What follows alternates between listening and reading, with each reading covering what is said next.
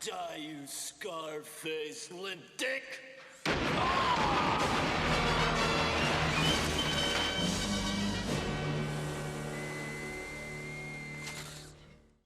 Welcome back to 31 Mad Days of Terror. As always, I'm your host, the titular Mad Silence. Today I've got a weird one for you, because I like this entry of the Nightmare on Elm Street series quite a bit. I know, I'm just as surprised. I mean, when I began watching A Nightmare on Elm Street 5, my expectations were practically dead and buried since it followed the nightmare of a film that was The Dream Master. And for a while, yeah, this wasn't much of a step up, but it did do small things to stand out and put the series back on track. Then, I just kept finding myself impressed by more and more little things, and at times, big things as well. Hell, the clip I used at the start of this review is probably my favorite scene of the entire thing. The Phantom Prowler versus Super Freddy fight, or maybe it's more accurate to say confrontation, since it's really more of a glorified job match to get Freddy over, may be where I genuinely realized this was my Dream Warriors. The way the ideas, visuals, and Mark's characterization led themselves to Mark's transformation to his superhero persona to face his fears provided such a wonderful payoff to his arc. Now don't get it twisted, I'm not saying this is a perfect movie. Not even close. Most of the supporting cast is incredibly forgettable, and there are a few terrible effects and visuals in the film. The writing also isn't great, and Freddy's become pretty much the worst part of his own franchise, with the god-awful one-liners, and pretty much all of his menace stripped away.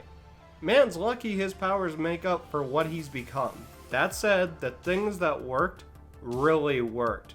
The way Dreamchild plays with the series' themes of how parents' decisions affect their children, it feels pretty inspired.